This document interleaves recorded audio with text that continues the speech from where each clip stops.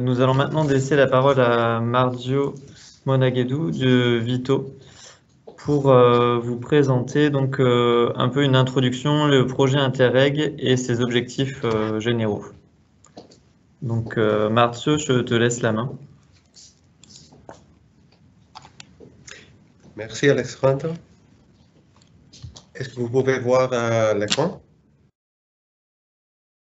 Oui. Bien sûr. Donc, merci beaucoup Alexandre, et bien merci aussi à M. Taidi pour l'introduction. En effet, aujourd'hui, je souhaite partager avec vous les points saillants du projet Interreg Northwest Europe IDEA.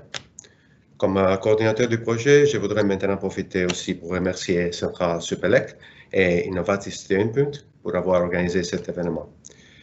Donc, je travaille chez Vito, un institut de recherche appliquée en Belgique.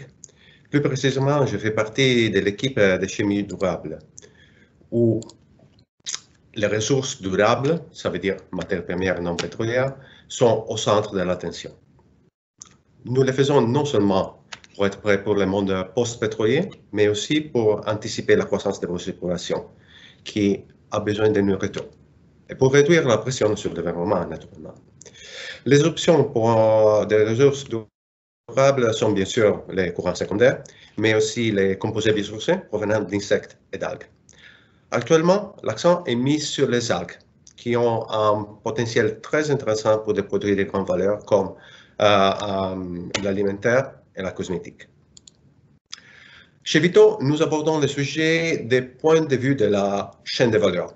Pour les algues, cela comprend la sélection des souches des algues, qui est une décision très importante car elle détermine les potentiels en aval, la croissance et récolte des algues, y compris la réutilisation des milieux, la préservation de la biomasse algale et la logistique, qui est une partie qui est souvent oubliée.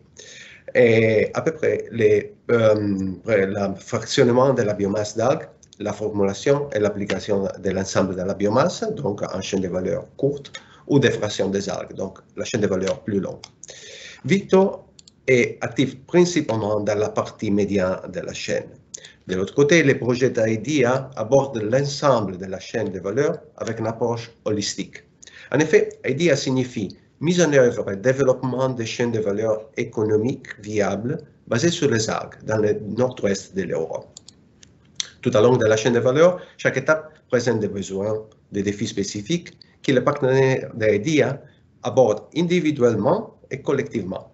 Par exemple, dans la partie des produits durables, la réputation négative des algues en tant que source d'énergie joue un rôle important, et aussi la spécification des produits à développer pour l'industrie de la formulation, un prix concurrentiel, et la valabilité des quantités et qualités stables des algues, c'est très important. Des côtés de production, l'existence d'un marché, la dimension de production, petit ou grand, et aussi la mise à l'échelle et la durabilité des procédés. Pour le traitement et la conversion, ça c'est un secteur en développement, donc il y a beaucoup d'inconnus et beaucoup d'opportunités aussi. En général, c'est important d'avoir une viabilité économique de toutes les étapes et chaque étape individuellement. Donc, outre l'objectif principal de développement de la chaîne de valeur des algues, 4 autres sous-objectifs ont été définis, qui seront expliqués plus en détail dans la partie restante de la présentation. Donc, la production des algues tout au long de l'année, la transformation de la biomasse d'algues en composés qui sont commercialisables, et les bases, pour le développement des bases pour un plan de mise en œuvre de cette chaîne de valeur qui permet un impact à long terme, et ça c'est le 4e objectif du projet IDEA. Mais avant d'approfondir le contenu du projet, quelques informations sur les consortiums. Donc, nous sommes 8 partenaires avec des partenaires associés, 5 pays. Le projet a débuté en 2017 et se terminera l'année prochaine. Les partenaires sont Vito, Thomas More et Innovatie Steunpunt en Belgique, le Feed Design Lab à l'Université de Twente aux Pays-Bas, Forschungszentrum Jülich en Allemagne, Central Supélec en France et Tergasque en Irlande. Donc, en ce qui concerne les premiers sous-objectifs, la culture tout au long de l'année, notre consortium travaille sur 3 aspects. L'identification des algues adaptées au nouveau climat, la démonstration pilote de la culture tout au long de l'année, mais aussi les aspects de durabilité. IDEA, comme infrastructure, nous utilisons des croissances d'algues des infrastructures existantes. Actuellement, il y a 2 productions impliquées. Les systèmes Greenwalls et VBEG à Jülich, qui seront présentés plus en détail par Christina, et l'installation Sunbuild en Belgique avec des bioréacteurs tubulaires par Vito et Thomas Moore. Pour les 2 sites, un ensemble d'algues a été défini pour une année de culture. En Allemagne, on a une culture mixte dont la composition change en fonction de la saison et des conditions de croissance appliquées. De l'autre côté, en Belgique, chez Sunbuild, un ensemble de 3 algues a été utilisé en alternance selon la saison. Donc, on a la Nanochloropsis pour le printemps, l'été et l'automne, Porphyridium pour l'automne et le printemps, et Chloromonas pour l'hiver. En ce qui concerne la durabilité, l'utilisation de l'eau peut-être est l'aspect plus important. En particulier, lorsqu'on pense à l'augmentation d'échelle et aux densités des algues, qui sont quelques grammes par litre de solution.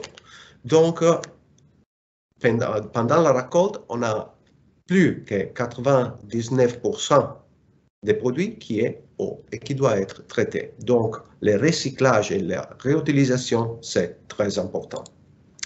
Au sein d'IDEA, la technologie VitoFAM, FAM signifie filtration des algues sur membrane, est utilisée pour réutiliser les milieux. L'eau ainsi que le sel. Plus précisément, la FAM combine la préconcentration avec une réutilisation milieu. Le système est alimenté avec des algues, des bioréacteurs, et produit un milieu sans algues qui est utilisé immédiatement dans la culture. De l'autre côté, la biomasse d'algues est concentrée 10 à 20 fois et elle peut être davantage concentrée si nécessaire, par exemple par un centrifugeuse. La technique de FAM est disponible à échelle labo et pilote chez Vito.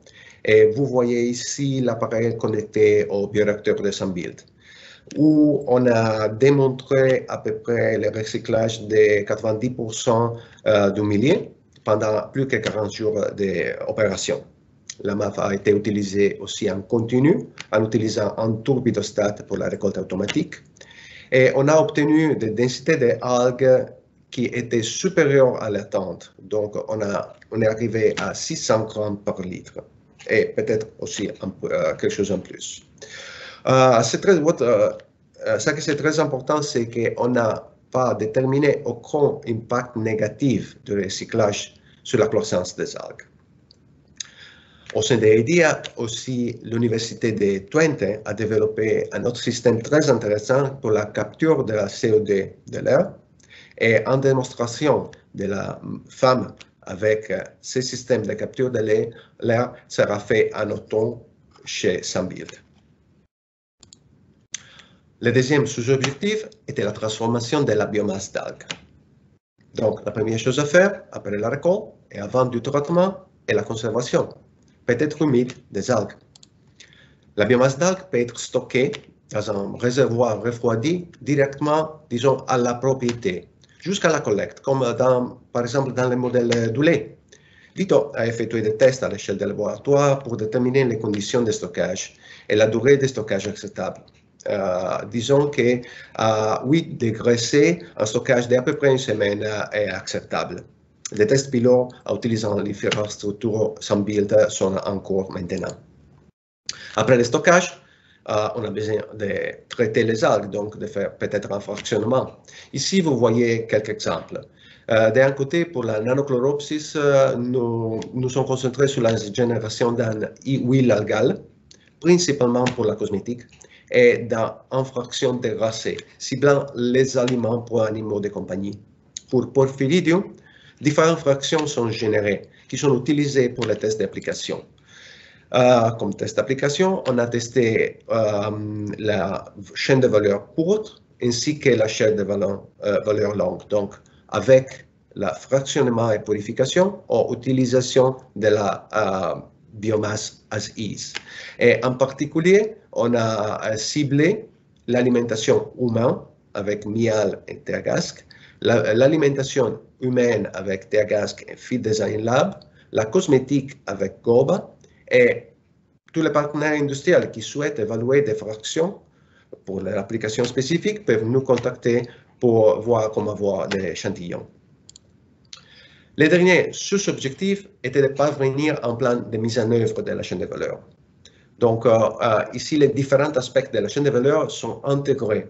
Les opportunités, les lacunes sont identifiées et regroupées dans une feuille de route. Et cette feuille de route sera présentée pour le rendez-vous final de IDEA, qui sera organisé l'été prochain par Vito. Ce qu'on peut anticiper est que pour activer les chaînes de valeur des algues, des applications claires sont nécessaires. Et donc, les messages à emporter, seulement trois messages très simples. Des produits clairs et commercialisables sont nécessaires pour avoir accès dans les chaînes de valeur des algues. Et ces produits, est nécessaire de les définir jusqu'au début. Des collaborations seront nécessaires entre les différentes étapes de la chaîne de valeur pour avoir de succès. Et les composés à forte valeur sont à cibler. Donc, les marchés de aquaculture, cosmétique et pet food. Je vais maintenant remercier Interreg, le consortium IDEA et les collègues chez Vito pour les contributions et leur soutien au projet. Et vous pour l'attention. En cas de questions, je suis à votre disposition.